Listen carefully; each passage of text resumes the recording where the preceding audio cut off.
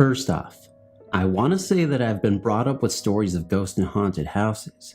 I live in the South, Louisiana to be exact, and tales of the supernatural are nothing new to this area. I have many stories I can share, but the better ones all include my grandma's house.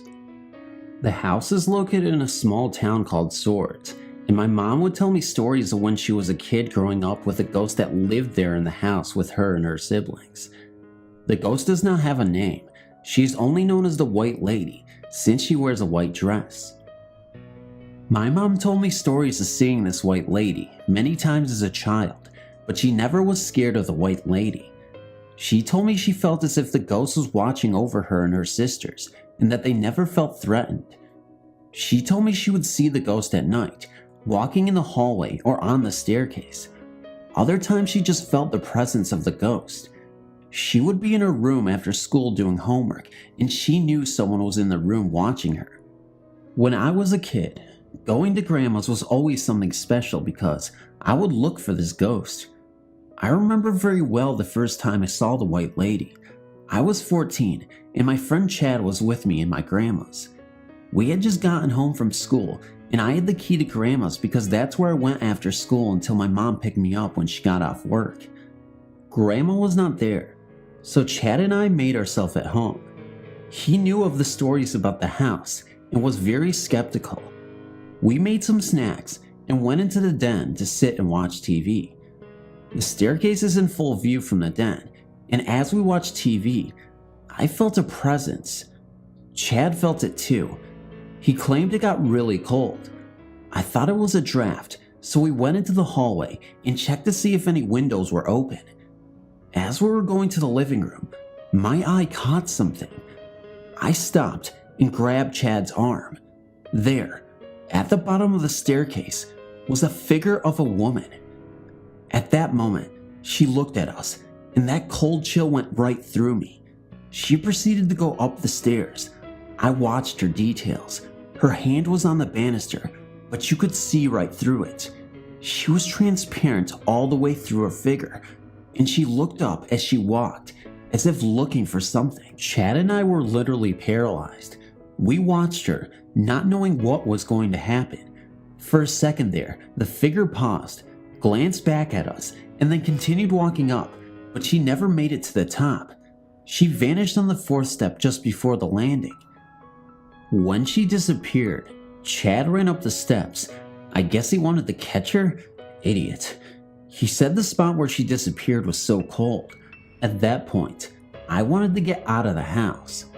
We both grabbed our book bags and ran outside and stayed out on the front porch until my mom came. We told her what happened, and she told us not to be scared.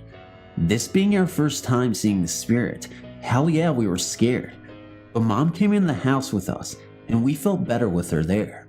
The second time I saw the White Lady was Thanksgiving, 1997. I had not been to grandma's much before then. Things at my house got complicated, and I had to take care of things, so there was not much time left for visits. But then, Thanksgiving did roll around, and all of my family came to grandma's. My mom has 10 siblings, so it was quite the event. Grandma has a huge dining room table that seats 24 in the main room of her house. We were all sitting down at dinner, having a good time. I was between my Uncle Kevin and my cousin Joseph.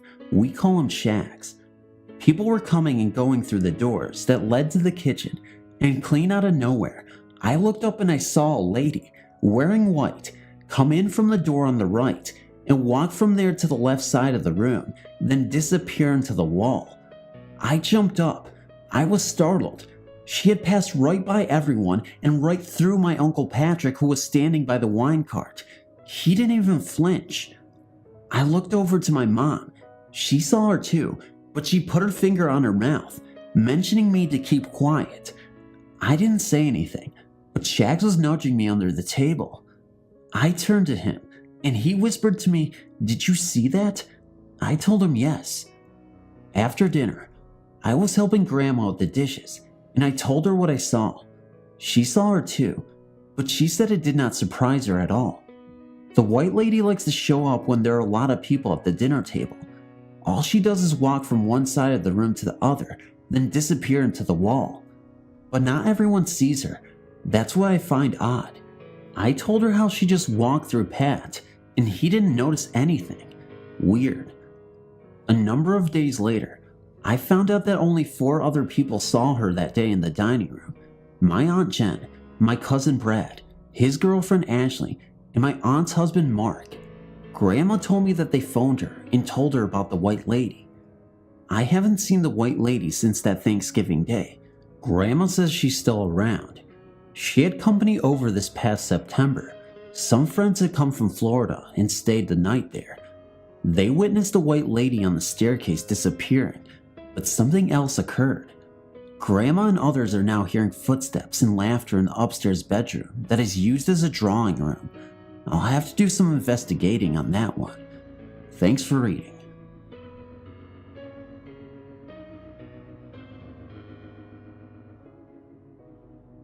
When I was about 13, my father was a professor at a college in California. The campus was built during the 1600s and was originally a Catholic boys' home. There are catacombs where the boys would hide when people came to persecute them. The story goes that one particular night, a well-known Christian hater came to kill the boys. They all went down into the tunnels. One 8-year-old boy got lost and was so scared he hung himself. His body was never recovered. Anyway, back to my personal story. We lived on campus, and my father was also on night guard. He had a tendency to get preoccupied with different things, and he often didn't get home until an hour after his shift was over. On one particular night he was later than usual. My mother sent me to go check on where he was. The other guards said he was still on the rounds, so I rode my bike around looking for him. I saw a light on in the library, so I parked my bike and went in. The staircase to the aforementioned tunnels, or catacombs, is in the back of the library, off to the left, and there's a cemetery under the staircase. I looked all through the library, and suddenly, the light turned off. A little boy, about 8 years old, came running through the door of the staircase, right where another certain 8-year-old's body was rumored to be. Needless to say, I hauled out of there, and I have not gone back in the library since. The first thing I must explain is that I lived in a place where there was a horrible fire in the late 1800s. Across from my house was a cemetery where all of the 800 people that perished in that fire were buried. My best friend had come over, and we were wanting to be alone, so we scampered up to our room. Shortly after that, we began to hear strange noises, like footsteps running up and down our spiral staircase. We yelled to my sister to stop bothering us, but she was nowhere in sight. We closed the door and backed up our trunks against it. While we sat there, a patterned knocking sound began on the wall. An eerie feeling came over us, and we no longer felt safe there. We rushed out of the door, and the room was filled with blue smoke. I never ventured up there alone again. It's strange that everything weird that ever happened in my bedroom, because there was another night I remember vividly. The night I saw a figure dressed in a red and blue checkered smock standing there. She smiled and waved, but then, when I went to touch her, she disappeared. Thank you for letting me share my experience. My friend would love you for it. It's important to be able to share these experiences. I don't think their ghosts were unfriendly, but they sure scared the living daylights out of me. Thanks for reading. This is a story that my mom told me about when my grandma worked as a maid for a rich family in England. The house she worked in was haunted, and some really weird things happened there. The most interesting was whenever someone cooked bread in the oven, it would come out smeared with blood. So after that happened several times, they blocked off the kitchen with a wall. Another neat thing happening occurred there when my grandma woke up in the middle of the night and heard the table being set, but then she found out that no one was up and it was the middle of the night. To make things even more creepier, whenever she was cleaning the 3rd floor and she knew that no one was up there with her, she got the strangest feeling she wasn't alone. One night, a thunderstorm was so loud it woke her up, yet her room was the only one that had the thunder that could be heard. Another night she woke up and her bed was rocking. In the morning, she asked the people who owned the house about it, and they said that her room was once the room of a young boy who became very sick, and every night his mother would rock him to sleep. Interesting story, and thank you for reading. The story I'm about to tell happened when I was about 15.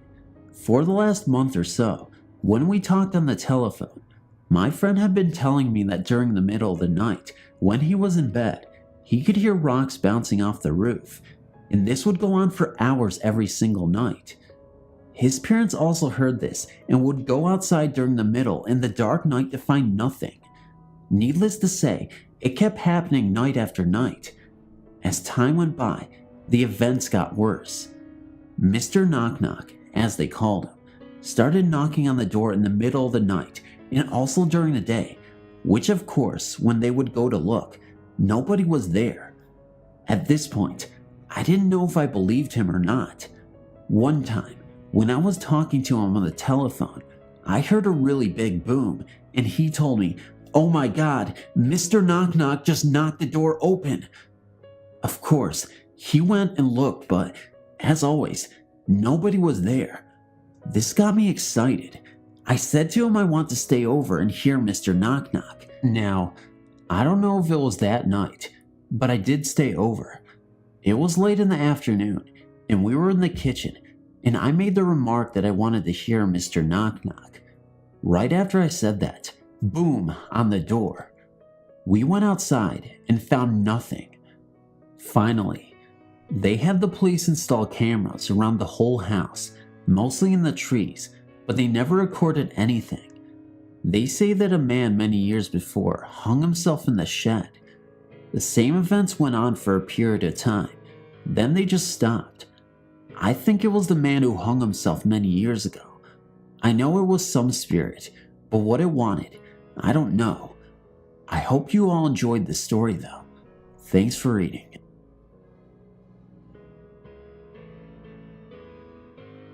The following incident is significant because it put me on the path where I am today, and it will be important to know when I submit my other stories.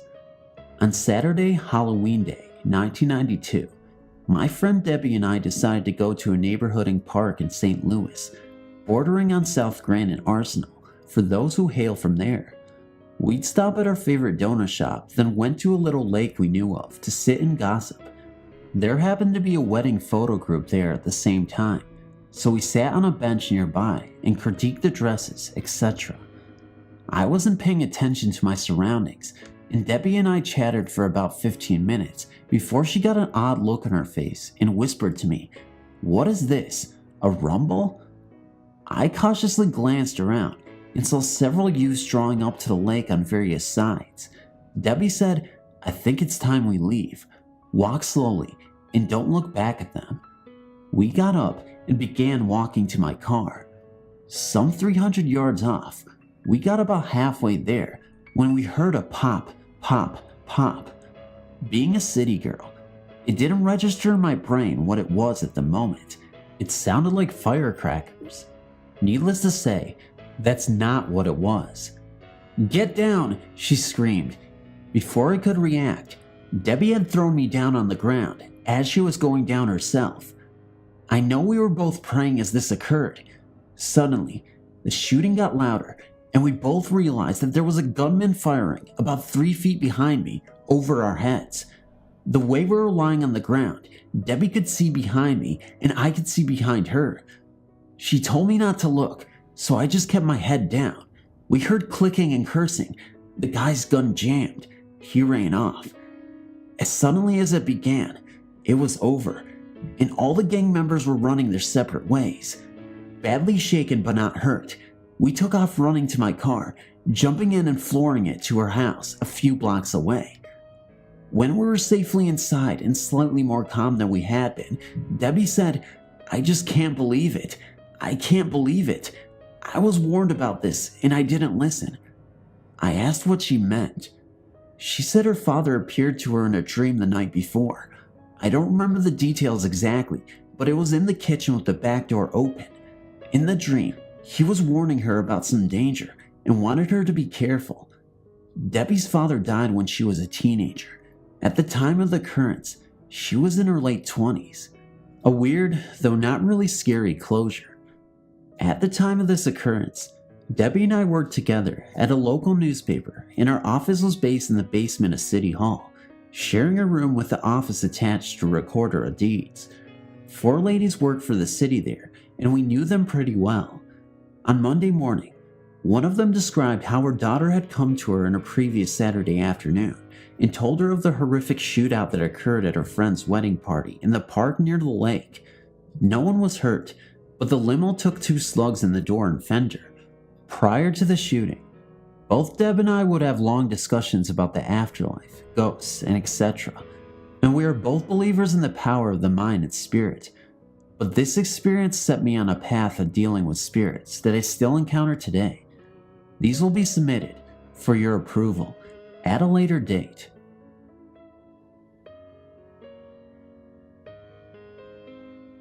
Back in 1986, when my daughter was 3 years old, she was playing in her bedroom and I was watching all my children on television, when all of a sudden, she came out of her room asking me to tell the man to leave her alone. Startled because she and I were the only ones in the house at the time, I said, "What man?" She said, "The man in my room. He keeps talking to me." So I got up and went into the room and looked for this man. In fact, I decided to look all over the house for this man and could not even find him. I then made sure all the doors and windows were locked, and I told my daughter that there is no man in the house, so she went back to playing. About 10 minutes later, she came back into the living room and announced, "Tell the man to leave me alone." This time I freaked out and told her, "Dana, there is no man in the house. I looked everywhere for him. I do not see anyone here." And she replied to me, "He's right here." I asked, "Where?" And she pointed to the hallway, and she acted like she was holding someone's hand. I asked, "What are you doing?" She replied, "He just wants to say hi to you."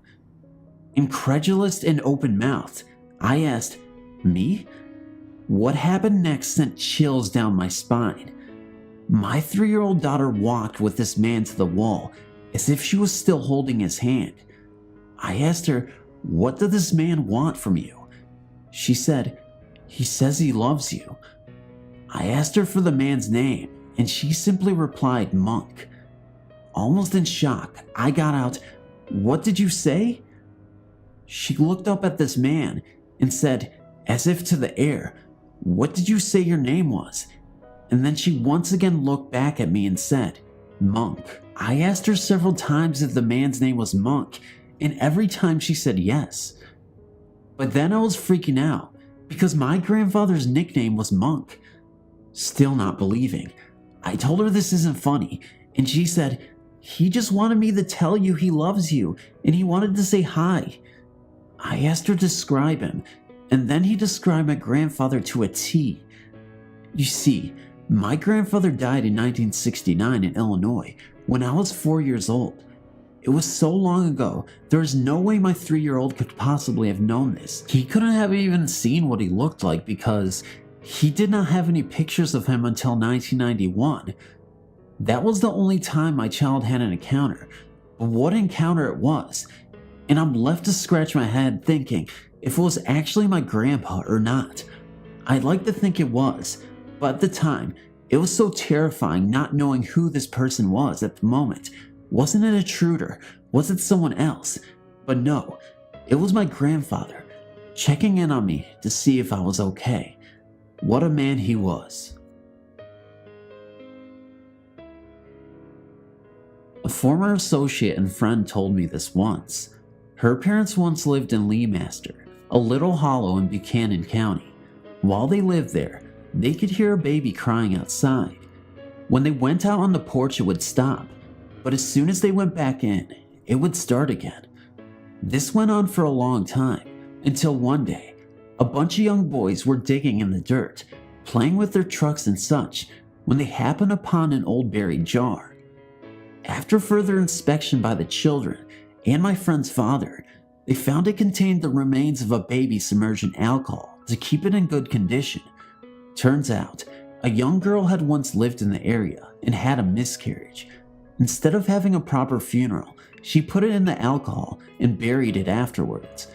After the discovery by the children, the crying stopped, the baby found peace, and all was quiet again.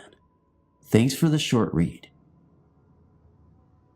I was 10 years old at the time, now 27, and my mother, sister, who was 8 at the time, and I had just moved into a basement-level apartment.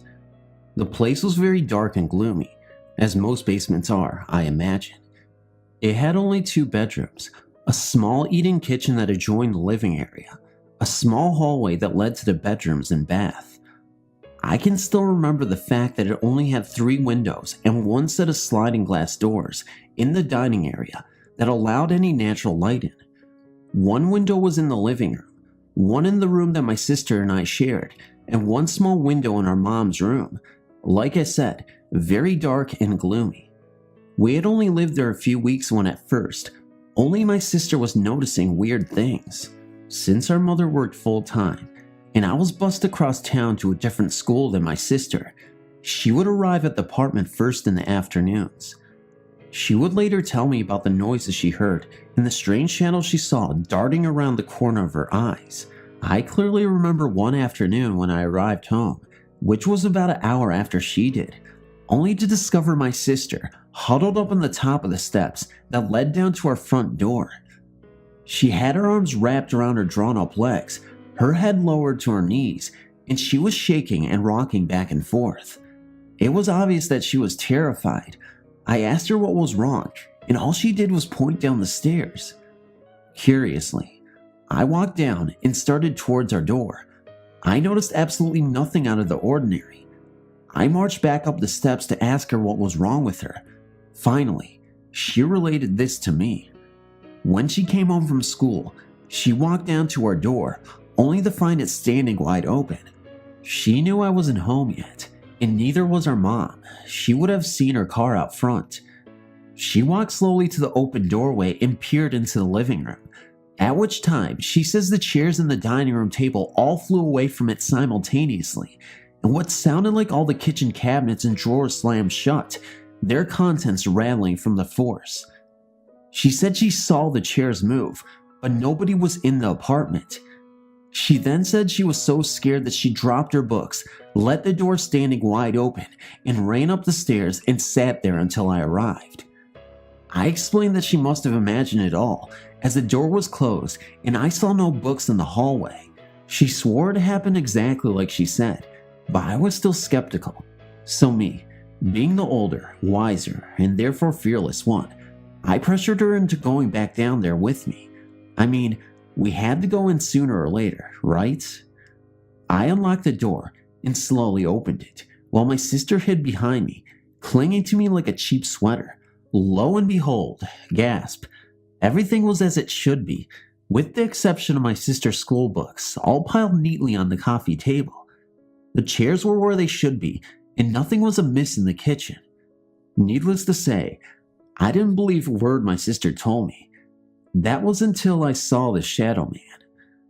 A few weeks after finding my sister cowering on the steps, I bought a Walkman radio and some cassettes. We're talking early 80s here, to go with it. That night, I decided to listen to my Walkman after my sister and mom went to bed. I believe it was around 11 p.m. when I started getting the distinct feeling that I was being watched from the open doorway to our room. I don't know why, but I was instantly afraid. I just knew it wasn't my mom. So, since I was lying on my back, all I had to do was turn my head in the direction of the doorway and find out if anyone was there or not. I turned the Walkman off and waited, lying stiff as a board and holding my breath, just waiting to hear anything unusual. I was still getting the impression that someone was in the doorway staring at me, but I was too terrified to look. I just knew that I wouldn't like seeing who was there, and now I was certain that there was somebody there. Finally, I got the nerve to slowly turn my head towards the door. To my absolute horror, there was a man standing there. I'd never been so scared in all my life. I didn't dare to move or make a sound, or even breathe for that matter. I just kept my eyes glued to the doorway. That's when I noticed that I could see right through it. Before I could really panic, it occurred to me that it must be a shadow of someone that was standing out at street level. I rationalized that the streetlights were casting the shadow into the hallway, through the window that was in our room. I was starting to calm myself down and decided to prove my theory by turning around and looking at the window that was behind me. As soon as I did, panic assailed me all over again. There was no shadow on the sheer curtains, nothing but the soft glow of the streetlight in the parking lot. I immediately looked back to the doorway, hoping and praying desperately that the figure would be gone. It was still there, only now it appeared darker, but I could still make out the thermostat for the heating and the air on the wall through it. It also seemed to be projecting a seriously negative feeling. I don't understand why I felt that, but I did, and I was definitely terrified. It made no movement whatsoever, and I was able to really look at it. It appeared to be a man wearing a long trench coat and a fedora-style hat. Reminded me of a Dick Tracy kind of character, if you know what I mean. All of this was in outline with no other distinguishing features. No face, hands, or feet for that matter, and it seemed to hover in one spot. I didn't know what to do at this point, and it seemed an eternity had passed since I noticed its presence. It occurred to me then that I didn't hear my sister snoring, which was a usual thing for her to be doing, hence the reason I had bought the Walkman. I figured she had to be awake, so I whispered her name. Imagine my disbelief when she responded, and I could tell she was terrified too. I couldn't blame her one bit. After all, the foot of her bed was only 3 feet from the doorway, and it. I whispered to her, "Do you see it?" "Yes," she hissed, and then started whimpering. "We have to get out of here. On the count of 3, we run as fast as we can to Mom's room." So much for me being the fearless one. She didn't want to, but I wasn't staying, that was for sure. Our escape would mean running through the thing, but at that point, I didn't see any other options. I counted the 3, bounded off the bed, grabbed my sister from her bed, and we were both screaming and running hellbent for leather from my mom's room down the hall. We jumped into the bed with her. She was already sitting up, having heard us screaming. I don't recall what she said, or what we even told her. It seems I just passed out from the fright. My mom didn't ask us about what had happened the next day, and my sister, nor myself, brought it up then. Maybe my mom didn't need to ask, who knows. We never saw the Shadow Man after that, thank God. As it happened, we moved out shortly thereafter.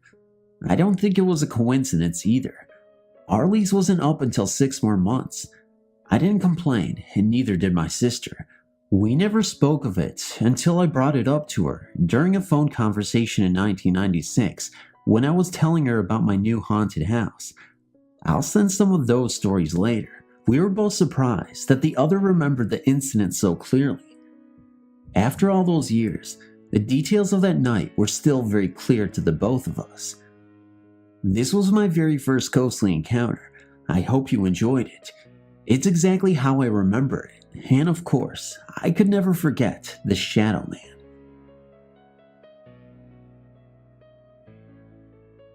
This event happened while I was back in Pine Ridge, visiting family. In Pine Ridge, there is no rhyme or reason to where cemeteries are placed. There are numerous little cemeteries on hilltops and mixed in with the various homes. Then there is a main cemetery behind Red Cloud School where lots of weird stuff happens there as well. I don't go back to visit very often, and because of this, I'm not nearly as superstitious as the locals when it comes to hanging around cemeteries. One of the superstitions which I found out the hard way is the real deal, is to never go around a graveyard at dusk, and be careful who you talk to or see in the cemetery. By my cousin's house is a cemetery within walking distance, on a small hill that looks over the street that she lives on. I don't actually know anybody buried in the cemetery, since all of my family is buried in either Red Cloud Cemetery or St. Anne Cemetery. At the time of this story, my cousins both had small daughters, and they would come by and visit often. My cousin had mentioned that he had gone up to the cemetery on the hill one evening to clean the area up a little, and while he was there, he saw an old woman dressed in black standing by an older grave crying. He didn't recognize her and walked up closer to see if she was alright. He approached her, and when she turned around, she only had eyes but no face. My cousin was very scared and hightailed it out of there. What he didn't realize was he brought a visitor back with him. After this happened, my aunt started hearing things in the house, and small objects would be moved around. They figured someone had come down from the cemetery. My aunt is a kind of new ager, so she didn't find this to be upsetting. She just accepted it. While I was there one day during broad daylight, I was sitting in the living room and I saw a little girl walking down the hall, and she walked into the bedroom. I'd been there only a couple of days, so I thought it was one of my two cousins' little daughters. I wondered if my cousins had pulled up and she had come into the house. So I called out and then got up and looked. Nobody was there. I went to my aunt and asked if my cousins and their kids were there. She said no. I then told her, well, some kid just walked down the hallway. Turns out, it was the little dead girl from the graveyard. I was really freaked out because after that, she started making her presence more known. For instance, I would wake up in the middle of the night and the bedroom light would be on, the door would be open, I would shut it, and it would open up back again. Weird stuff like that. Needless to say, I didn't sleep well until I left.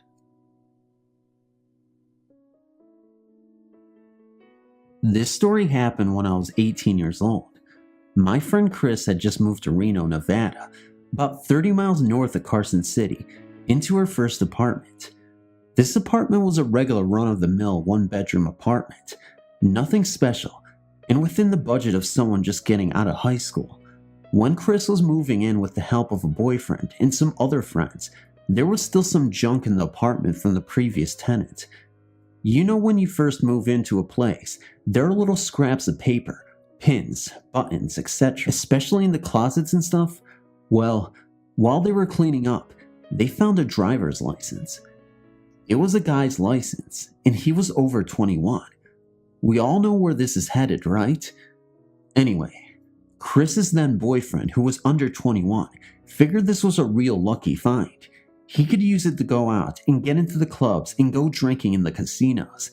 We all had false IDs back then, but having an unaltered license was the best. Chris got moved into the apartment, and initially, everything was going great. But then she started to notice some odd things happening in and around her apartment. For starters, whenever she would come home, the light in the walk-in closet would be on.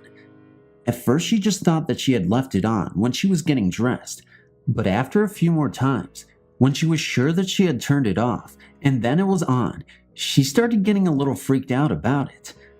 After this had gone on a while, the window in her bedroom would also be found open. She even went so far as to lock and nail it shut. Sure enough, she got back from work, and it was open. Small things also began to be misplaced, and then show up somewhere else in the apartment. Finally, one night Chris, her boyfriend, and a group of friends went out to a club called the Premier Club in Reno.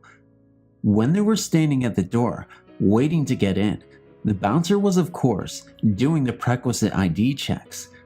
When the bouncer got to Chris's boyfriend, who had used this ID already numerous times before, he took a look, stopped, and then got really angry. He kept saying over and over, "This isn't you, this is not you." And of course, Chris's boyfriend started to sweat the load, because he thought for sure he had somehow been found out.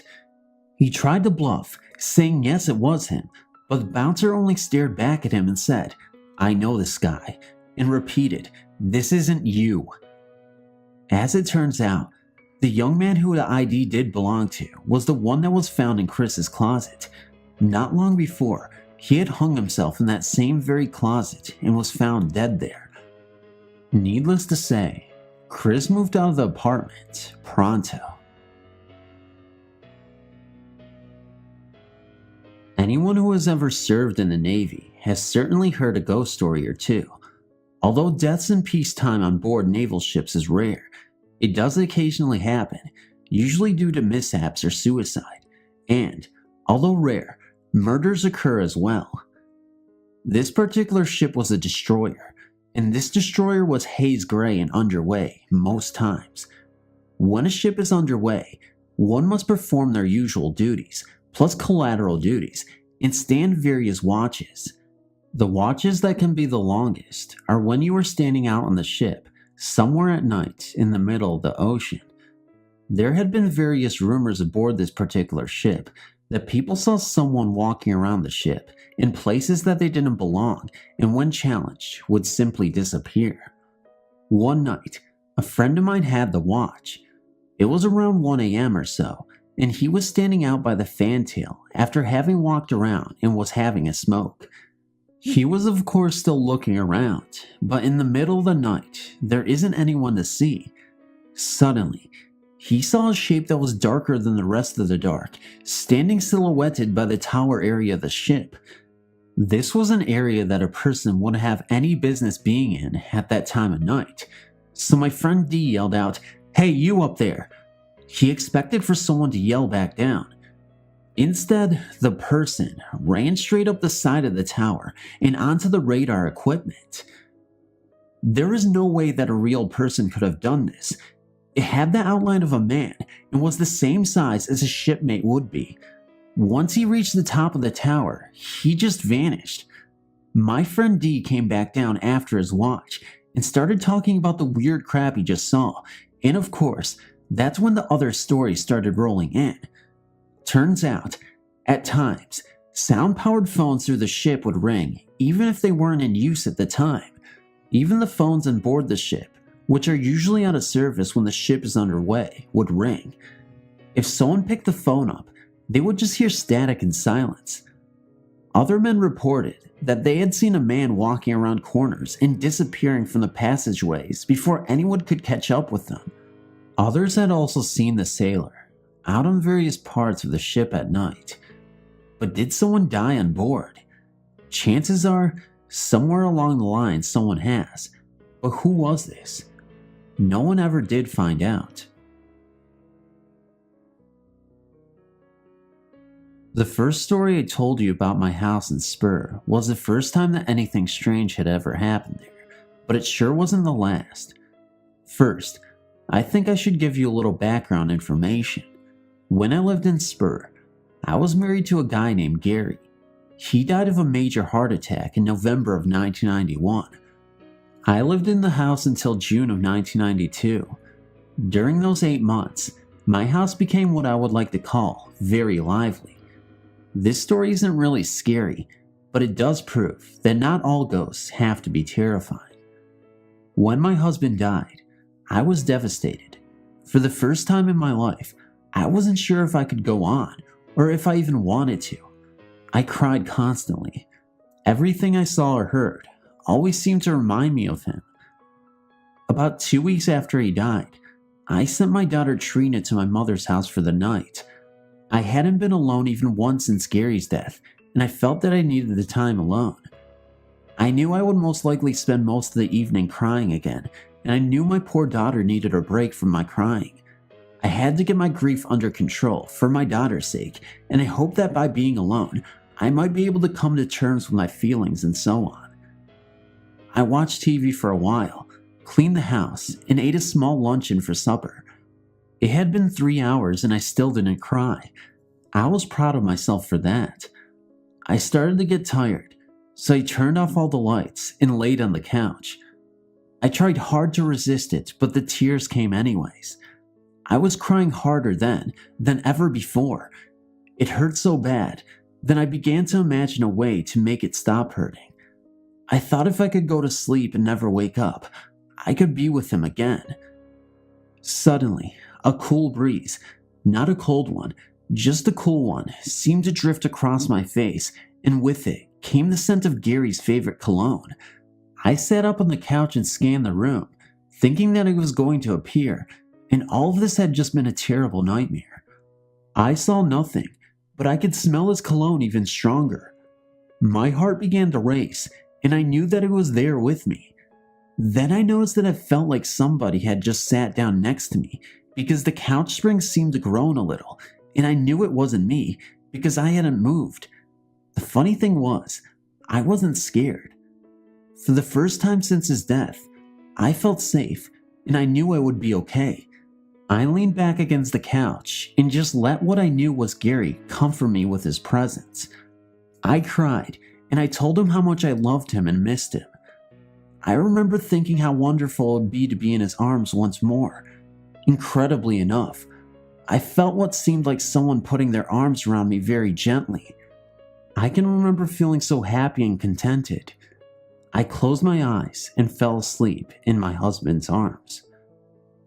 When I awoke the next morning, I faced the day with new hope and a happiness inside that I hadn't felt in a long time. I knew he wanted me to go on for my daughter's sake. I remember telling him that I would survive for our child. I finally felt like I could let him go, and I told him that before I went to pick up Trina. The only thing was, Gary never really left. Many other things happened that I knew was him, but I didn't mind. It was comforting to know that he was always there with me. Not all the things that happened in that house were good though. Some were downright mean and cruel. I know that Gary would never be so mean and cruel, so I can only assume that there was another presence there in my house. But that's another story. As a child, I had a very creative mind and have grown up to be a fairly competent artist. However, even an endless imagination couldn't have prepared me for the encounters I had at 8 years old and the events that had been burned into my mind. It was 1974, and my family had just moved from Quantico, Virginia. My dad was a Marine officer to Camp Pendleton Marine Corps based in California, into a 2-story duplex. Just about the time I got settled in, my paternal grandfather was murdered. A few months later, my mom's parents visited. Since we had a big family, a few of us kids were delighted to give up our beds for visiting family. Pappy got my bed, and I was relocated to my brother's bunk bed. Mark and I didn't get along, so I slept on the bottom with Daniel, with my head at the foot of the bed. At about 4 a.m., the first night, something awakened me. I didn't think anything about it and started to sleep again. However, I felt as if someone was watching me. Then I could hear very heavy breathing and felt a downward draft on my face. Scared out of my mind, I squinted my eyes and saw a hulking black figure, looking like the Grim Reaper without bones, hovering over me as if staring into my eyes. I tried to ignore it, but it wouldn't go away. I even snored, but it still didn't leave.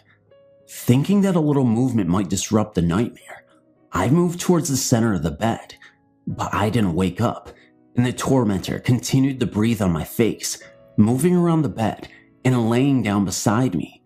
Immediately, I leapt from the bed and screamed at the top of my lungs, "It's got me! It's got me!" Everyone in the family came running to see what had happened, commenting that a dark figure had disappeared in the hallway to the bedroom. Needless to say, I didn't sleep the rest of the night. What's worse, that black fiend and his lot continued to haunt me, the family, and the neighbors for years. I resorted to sleeping with an adult very close by, as often as I was allowed. Otherwise, encounters like the following were a nightly ritual. If I ever turned my head from the hallway light, which was left on for my security, the fiend's shadow would appear, and he would start panting like he'd just run a 26-mile race. Sometimes, he'd hide behind the door or in a closet. Sometimes, the whole family would hear chains dragging across the floor or glass breaking downstairs. One night it sounded as if plungers were being walked up and down the stairs. By this time, I'd mustered enough courage to investigate the sounds and saw nothing in the stairwell. Perhaps the scariest moment was the night I heard the hideous, angry laughter. As usual, something had awakened me, and I sat there wondering what to expect. Suddenly, I heard a commotion from downstairs, followed by laughter that could have come from the movies Sybil or The Exorcist. First it was one voice, then it was two, as if they were running around the first floor. Then they stopped. Suddenly, the first one started again, and I could hear it coming from up the stairs. It entered the hallway, ran to the bedroom, and brushed up against me, passing into the wall. Then the second voice started, but I didn't lie in bed waiting for it. I ran straight to my parents' room. Another time, one of our cousins came to visit, and it was decided that he and I would share a bed. Sometime that night, I was awakened to see the outline of a goat's head on my mom's wardrobe. It was kept in my room, with a bright ring in its nose and spiraling, fiery horns. As I screamed, it went away. Finally, one night, I'd had enough of the crap from whatever was haunting me. He had decided to inhabit the corner behind my bedroom door, just staring and breathing towards me. I sat up and said, "In the name of Jesus, leave me alone." Guess what? It stopped. I've never seen that thing again, and every day I thank God for the relief. However, all the haunting hadn't stopped. As recently as 1988, I've been harassed by a paranormal phenomenon. Even though we moved across the country, at times I would wake up being dragged by my feet off the bed. I also asked my parents if they had noticed my old bunk bed, the one from California, would sometimes shake and squeak as if a couple were going at it. My dad confided that, when I was young, the bed would often make lots of noise, sometimes when I was asleep on it, which would explain why I was often awake in the middle of the night. He bolted out of his room, swearing someone was harming one of his boys, only to find us all sleeping soundly. He also said the neighbors in California, the Martins, shared similar experiences to what I'd had. The past 11 years have been pretty uneventful, paranormally, and I hope it stays that way.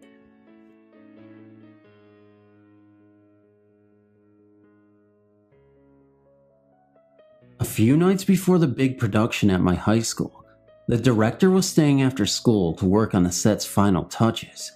She was alone on stage when suddenly a single long blonde hair fell from above. She thought to herself, must have been Stephanie's. Yeah, it must have stuck in the light fixture when she was working on it. Still, Miss Holton couldn't shake the somewhat eerie feeling that crept around her neck. She'd had this feeling ever since the beginning of rehearsals. The next day, Miss Holton went to visit a friend of hers in the school. "Elizabeth, I had the strangest thing happen last night. I was staying after, and when I was on stage, when this long piece of hair from the ceiling fell." "Was it long blonde?" asked Elizabeth. "Yes, why?" "It must have been Julie's," Elizabeth said in an eerie tone. "Who's Julie? You mean you haven't heard of Julie before?" Back in 1974, the drama department decided to put Romeo and Juliet for the spring production. Julie was a tall, beautiful blonde senior who was talented in every way. She was determined to get the part of Juliet. Auditions came around, and sadly, Julie didn't make the cut. She was outraged. She told the director if he didn't give her the part, she would die, simply die. "If I don't get the part," Julie told him, "I'll kill myself." Of course, no one took her seriously, and a few months later, Romeo and Juliet opened up. The first night, Julie was there, sitting directly in the middle of the house, staring angrily at Juliet. She didn't laugh or cry. When the play was over, she got up and left. Juliet went to the house manager and told him, "My God, Julie was giving me the creeps. She just kept staring at me." Her friend comforted her and told her not to worry about it. "No, she's just jealous, that's all. She won't come back the next night." But Julie came back again. She sat in the center of the house, neither laughing or crying, just glaring at Juliet. Once again, Juliet went to the house manager and told him, "She was here again, Jared. She just kept staring at me. Now, I mean it. If she comes tomorrow, give her a different seat. Yeah, okay. Sure I will. Whatever you say. Sunday was the final night, and sure enough, Julie showed up. Somehow, she got the same seat and glared at poor Juliet. When the show was over, she got up and left. The house closed, and the teachers began to knock down the set. They left a ladder center stage and a rope hanging from one of the pipes. Sometime in the middle of the night, Julie broke into the theater and climbed the ladder. She hitched a rope around her neck and hung herself. On Monday morning, she was found by a teacher. She was dead and bloated. And that is Julie's story. Elizabeth completed the story and asked, "What play were you originally going to do anyway?" Miss Holton gulped, "Romeo and Juliet." Julie has haunted our theater since the night of her untimely death. Sometimes she makes props disappear. Other times she makes the noise of a chair being thrown down. Of course, no one will find the invisible person whose pranks, or are they warnings, scare them. Her footsteps simply ring in the empty halls. One thing is for certain though, we know Julie had come to visit. It all started when I was about 8 years old. My family and I moved into a rented house in Haltom City, Fort Worth, Texas. This house was not really all that old, maybe built in the 50s, that's a guess. Anyway, moving in, I was outside in the front yard playing, and two neighbor boys came out and started talking to me. Eventually, I went to the house to visit and got to know these prospective new friends. While inside, I was standing in a particular spot in their kitchen when one of the boys looked at the other and then at me and says, "I wouldn't stand there if I were you." Curious, I asked, "Why not?" And the boy replied, "Because there was a ghost in that very spot one time." Needless to say, I jumped right off that spot and went outside. Then I was curious. I started asking these guys about their ghost, and they told me that their aunt and little cousin had come to visit them, and while they were in the kitchen talking and catching up, the little boy was running around in the house playing. A little bit later, the little boy walked into the kitchen and stood next to his mom. His mom, noticing him out of the corner of her eye, went to place her hand on his shoulder, and her hand passed right through him. She jumped back aghast and looked at the little boy. The kid just looked up at her, and then all the other adults in the kitchen, one by one, then vanished, and about that time, the little boy came running down the hall, screaming like something was chasing him. As a kid, that story frightened me quite a bit. But then they proceeded to tell me that they would be sitting watching TV and the channel would change or the volume will go up full blast all of a sudden, and sometimes their front door will swing wide open with the deadbolt still poking out, as if it passed right through the door or something. The boys I was chatting with had an older sister. She was about 17 or 18 years old, and one night, she was asleep and she distinctly felt someone grab her by her arms firmly and lift her into the air and start banging her into the window like it was trying to toss her out. Of course, she woke up terrified and started screaming at the top of her lungs. When her parents burst into her room and turned the light on, it dropped her and disappeared. It was never visible, but left right then. The next day, I saw the bruise marks on her arms that were shaped like someone with large hands had been squeezing them very hard. At the time, I was too scared to ever go into the house, but at the same time, I felt like they may be pulling my leg and making up these stories. That is, until one day, my parents were outside talking to these boys' parents, and they told my folks the same stories that they told me. To top it off, they said to my parents, "Some very strange things have happened in your house too, but we'd rather not talk about that." And they never told my folks what happened in our house. I'll send in another story soon.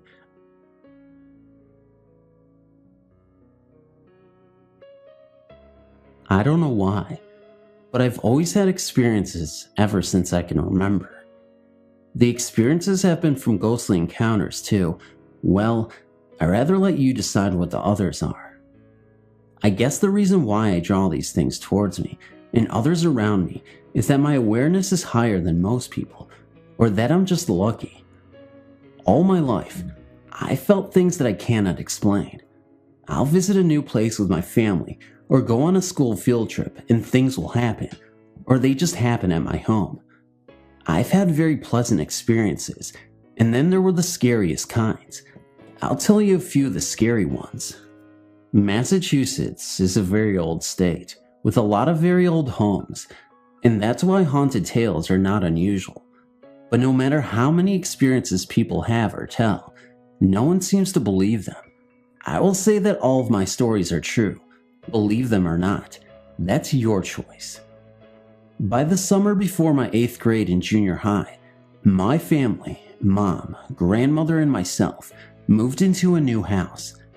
Ever since I can remember, things would move around on my bedroom dresser.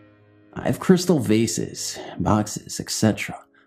I would go downstairs and realize that I forgot something, and all the things on my dresser would have been moved completely to the other side of the dresser. Since I was the only child at the time, my grandmother was downstairs and my mother would be at work. I knew it was a ghost. However, it wasn't threatening, so I didn't think about it too much. I just let it do what it wanted to. About 3 years later, I experienced something very scary. I had a friend from school sleep over my house, and that evening, I saw someone in my room. I awoke from sleeping. I was on the floor in a sleeping bag, and my friend was in my bed. I thought my grandmother was in my room. I saw a figure pacing back and forth in front of my bed. Again, I thought it was my grandmother, so I called out to her. I thought she was just checking to make sure we had enough blankets, etc. But when it finally turned to look at me, I realized it wasn't her. It was a medium-sized man, dressed in black, with a long black cape and a hood over his head, and the whitest face I had ever seen. And one more thing, I swear that he had a mark on his face in black, similar to the letter Z. After I saw this, I turned to my friend and started yelling at my friend to wake up. When she finally did, I told her to look, and of course he wasn't there. She told me that I was imagining it and to go back to sleep. The next morning, we both went downstairs, and I told my family what I had seen. They all laughed at me, but I was serious, and my mother told me she believed me. About a week later, I was on the phone with another friend of mine, Shelly. We were talking about what we had been up to. She told me that last weekend, she and some of our friends went out at the end of the evening for a drive to a nearby cemetery. She said the 3 of them got out to walk around the graveyard, but she stayed behind in the car to wait. She said that when she was waiting for the others to come back, she saw this man coming towards the car at her. She then proceeded to tell me that she was never so scared in her life. She started to freak out. She quickly leaned over all of the seats of the car to make sure the car door was locked, and when she looked up, the man was still walking towards her in the car. She then described the man to me on the phone, and she described him to the T as the man that I saw in my room that same weekend. I was speechless on the phone and just listened to her story. I didn't tell her about my visit from the man, who I call the Z-Man. About a month passed after that, and I finally told her my story. She was shocked and thought I was making it up. I told her I wanted to tell her that night she called me, but I was so scared that I just couldn't. 2 months passed, towards the end of the summer. Shelly and I and some of our friends went to the drive-in theater. She and I had to go to the restroom. As we waited in line, we turned to look on the wall and saw, written black, was "The Z-Man is coming." We then both looked at each other and ran out of there as fast as we could. All I know is that it was evil, and I didn't want to find out if he or it was coming again or not. I haven't saw this man since 1989, or at least not that I can remember, but nor do I want to. Then again, I live in Florida now, and maybe that could be a reason why he hasn't made an appearance. Thanks for reading.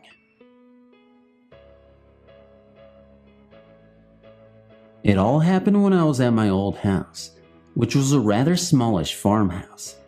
There I lived with my mother, father, and 17-year-old brother. I was always a little suspicious, but not greatly into anything like ghosts in any big way or manner. Little things would always happen around the house, things like books falling off shelves, vases, etc. But no one really took any particular notice. Everyone else in my family simply blamed it on the old house's feeble foundation. But me being a little sus, I always came to the same conclusion, that it had to be a ghost and that the house was truly and purely haunted. Especially since someone died in the old place about 10 years before we moved in. And well, that would give you the creeps, right? Well, it did a righteous turn for me, I assure you. I'm not quite sure how the person died. No one ever talked about it. Anyway, my brother used to love attempting to scare me. He would jump out at me all the time and go running past my door and screaming boo. Stupid, immature things like that. But one day, I was in my room, lying on my bed, just glancing at my door that was wide open. My brother was in his bedroom, right next to mine. I could tell this because his music was turned right up. My father was at work and my mother was, well, I didn't have a clue as to where she was. I thought she was in the kitchen. So, I was staring at my door in the middle of the day when suddenly a shadow whisked past my door. It appeared about the half the size of a human being and seemed to almost float. I thought it was just my brother playing tricks on me, as if he had just ran past my door and was squatting to make himself look short. So I called out to him, very funny ads, very funny. I looked at the door again, and once again, the thing ran past my door in the opposite direction, heading towards my parents' room to the back of the house. This time, I was freaked, but I still believed, or wanted to believe, that it was my brother fooling around. So I ran into his room to find it unbelievably empty. So, I ran back into my room and looked out my window, and there, out the front of our 5-acre block, was my mother and brother doing some gardening.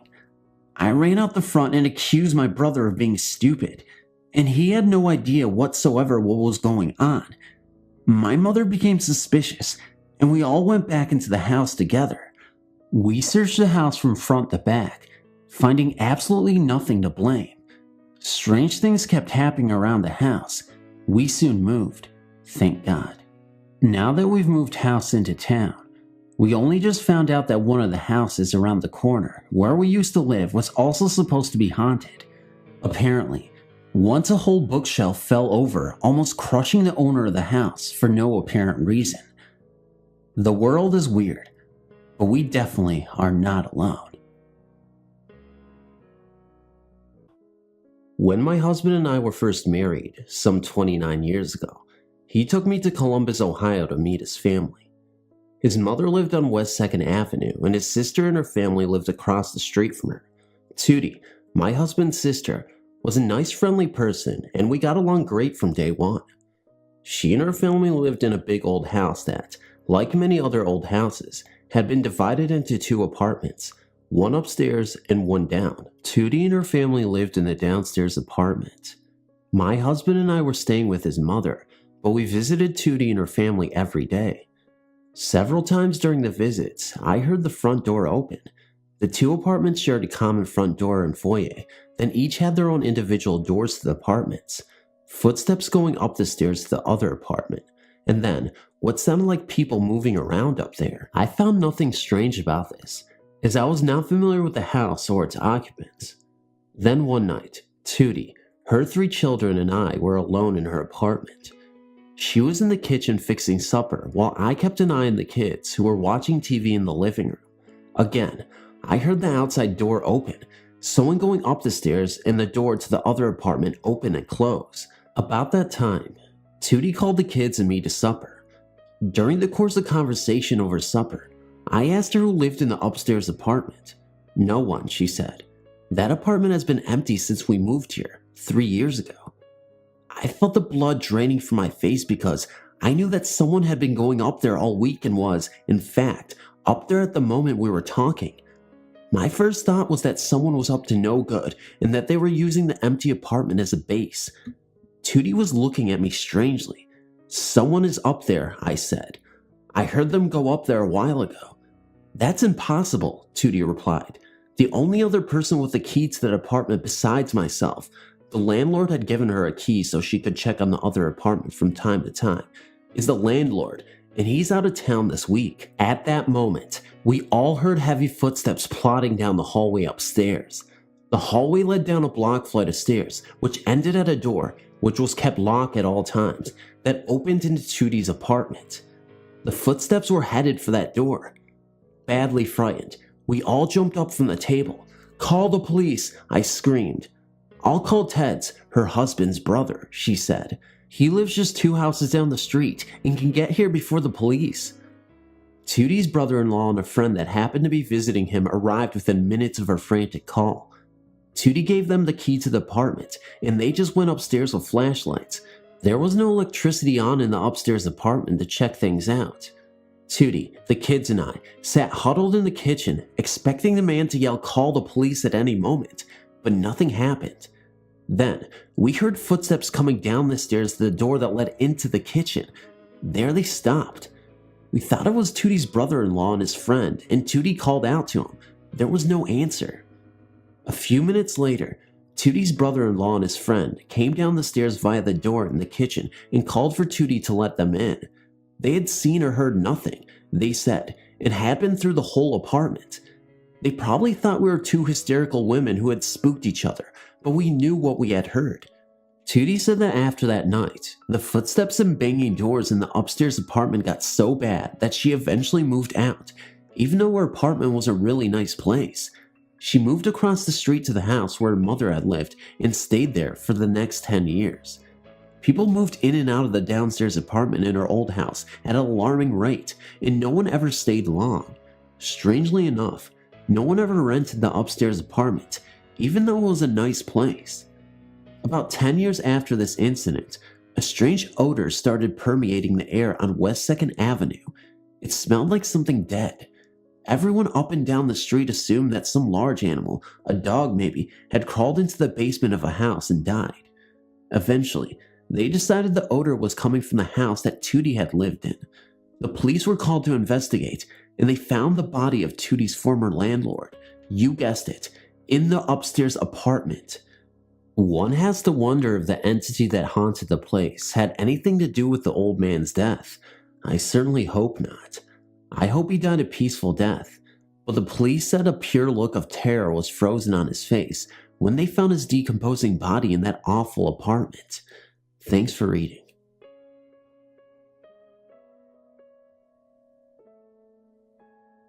Last year in the month of June, my twin sister Kelly decided that she didn't want to be on this earth anymore. We were both 20 years old, and I knew at that time she was going through a depressed state. Being her closest sister, I could sense her depression first off before anyone, but just thought it was friends, or maybe that she wasn't feeling well. Her mood swings were affecting Mom and Dad, and they were concerned if she was sick or worried about anything that she could tell them, but she didn't let anyone know her reasons for being moody. 2 months before she died, she started writing in a journal. It wasn't a daily journal, but she entered things in it that were occurring in her life, or about how she was feeling. One of her entries captured my attention. She wrote about a 22-year-old man by the name of David and his visits to her. At first I thought it was someone she was seeing that none of us knew about, but as I read on, she mentioned that David was a ghost, but he didn't scare her.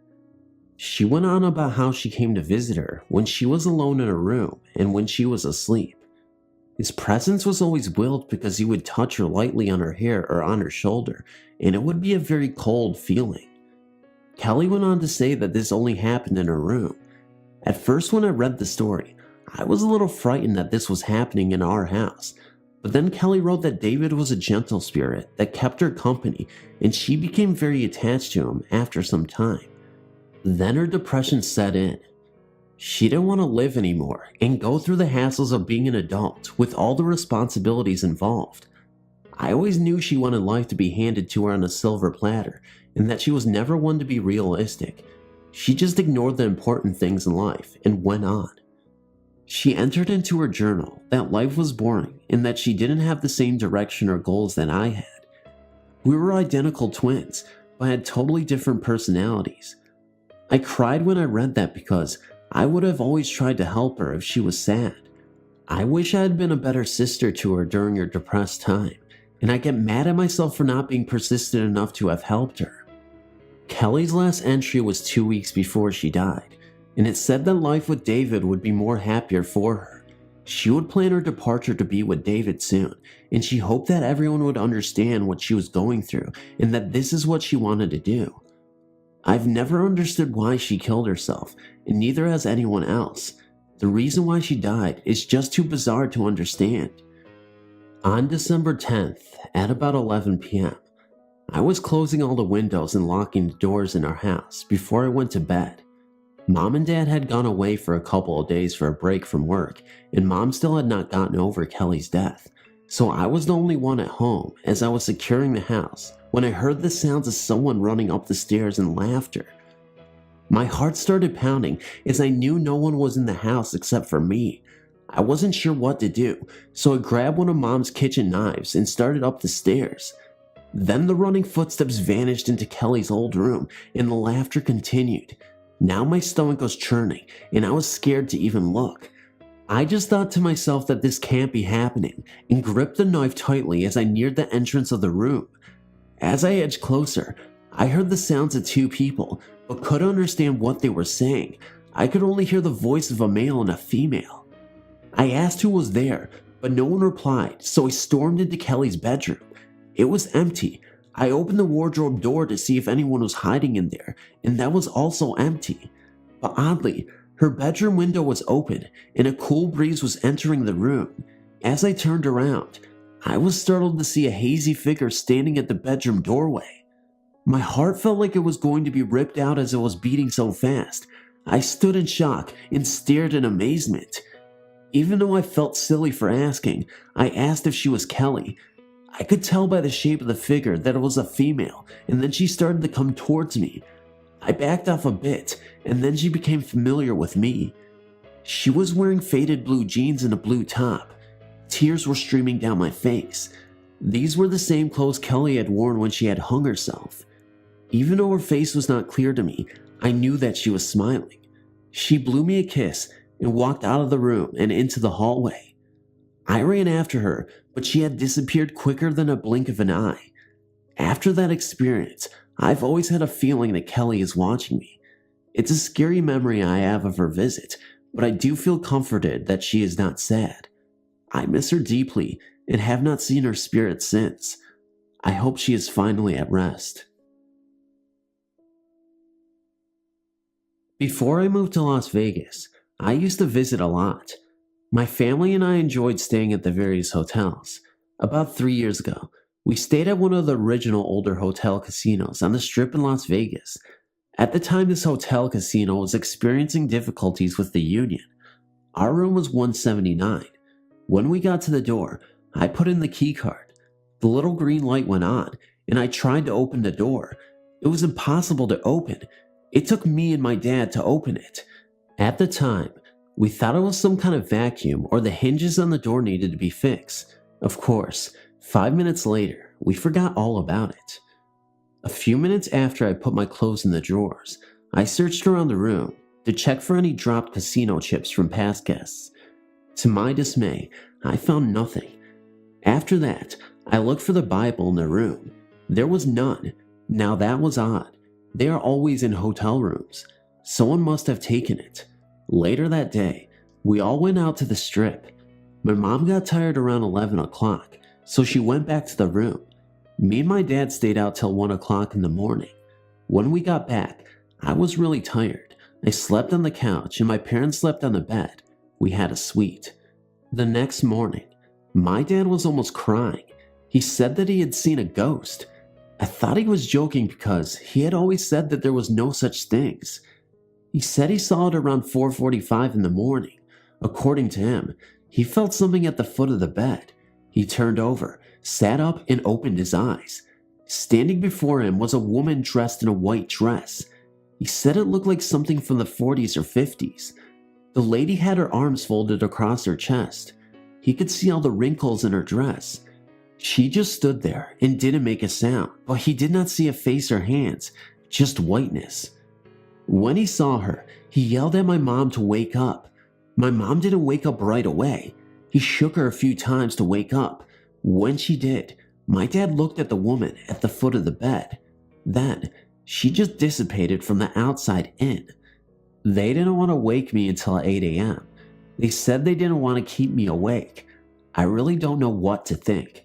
So, being the smartass that I am, I lit a match and said, "Ghost, you are no longer welcome here. Get out of your room." But then I said, "Oh, never mind. You can just stay over in that corner if you don't bother us." My parents were apprehensive about staying another night. I convinced them that we should stay another night because I thought it would be cool, and so they agreed. That night, I fell asleep around 12:30. At about 4 in the morning, I felt something in the room. I was afraid to look. I put my head in my blankets for about 15 minutes. I was breathing pretty hard. I decided to stick my head out of the blankets, and when I did, I was scared out of my pajamas. There, in the corner that I had told the ghost to go, was the ghost, white dress and all. Immediately, I put my head under the covers. Tears were coming down my face. I hoped to God that the ghost didn't come over to me.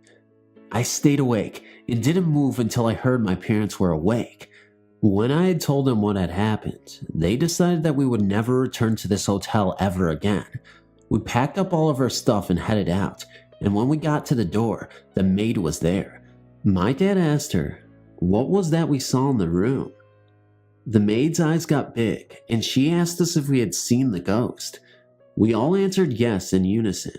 She said that she would not clean the room, handed off the towels to us, and ran off crying. When we checked out, we didn't ask anyone about the ghost because we didn't want to cause a scene. When we got home, I told all my friends about it. They all said cool. I don't think it was cool at all. At work, my dad asked if anybody knew any ghost stories about the place we had stayed at. One of his coworker girlfriends who had been a cocktail waitress there and said that in the 50s, a country western singer had stayed there. He was cheating on his wife with his mistress. His wife visited him while he was in bed with the mistress and shot her, the mistress. That's all of the story I heard. The mistress of the man may or may not be the ghost in room 179, but all I know is that there is a ghost in that room, and I'll never go there ever again.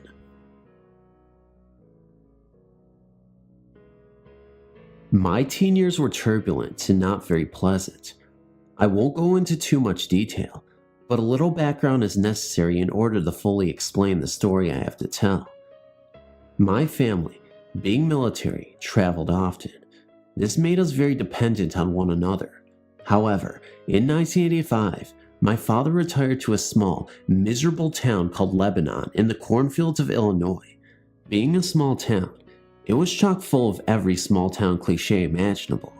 My sister, being 2 years older than I, found the prospect of not being uprooted suddenly very pleasing and made many friends very easily. I, on the other hand, couldn't stand the bumpkins we lived among and quickly became the town outcast. My father, hating retirement, found a local job and was gone from the house a lot. My mother and I were never close, and she soon became lost in my sister's popularity and forgot about me. None of this bothered me after all. I knew one day I would leave. Nonetheless, I found myself alone a lot. Our house was a clone of the typical 1950s two-story white house. We even had the white picket fence in the backyard. There had only been one previous owner of our abode, a nice old couple that had retired to Florida. They did not smoke, and no one in my family did at that time. However, shortly after moving in, we would smell cigarette smoke in various areas of the house. It was so strong, it would make one's eyes water. Then it would be gone.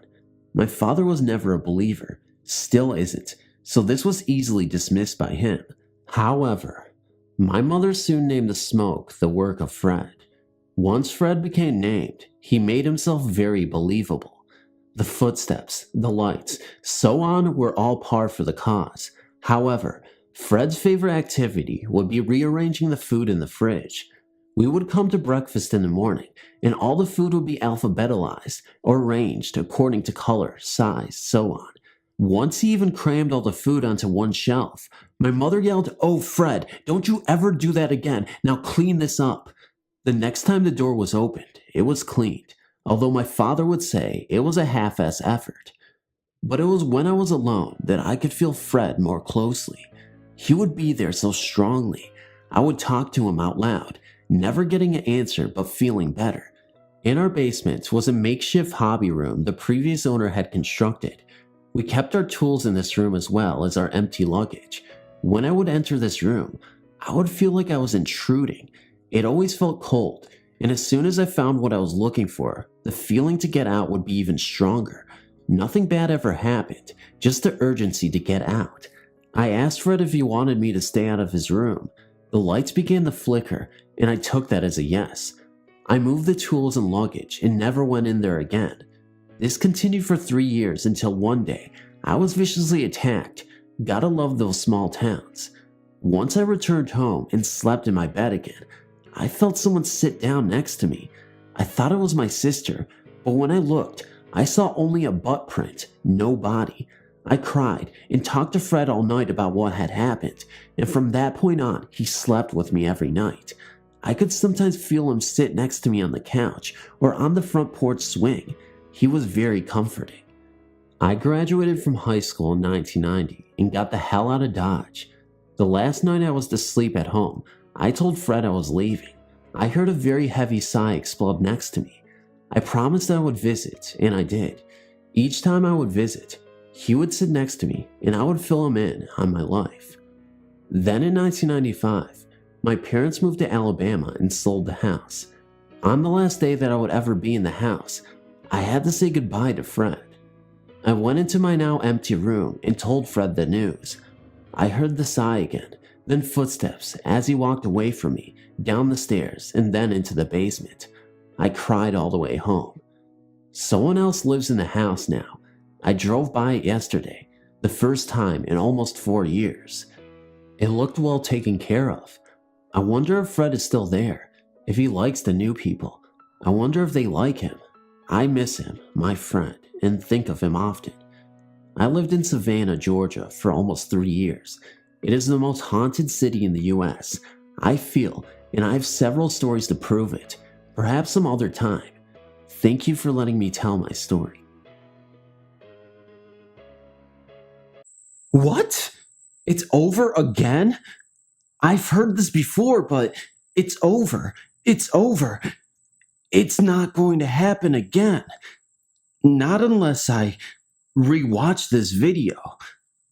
Okay, guys, I know this is gonna sound strange, but this is Deja Vu Part 2. Yeah, more deja vu for your food. Anyway, just ignore what I just said about the food. Thank you so much for tuning in to another compilation series of mine. I'm actually not going to be doing this anymore, unfortunately. Maybe I will, I don't know. I just don't like the idea of like putting old stories together into a video that I've already done before. And I just wanted to revisit these last stories again, just one last time for anybody who may have missed the past videos or is new to the channel and would like an hour straight of reads that I've already done in the past. But that being said, guys, I'm going to end it right here. So, still planning on getting a video out on Saturday. So 3 videos a week, including this one. Hopefully that's worth it. I think it is. But anyway, guys, thank you so much again for really supporting me. And I really appreciate everything you've guys done for me.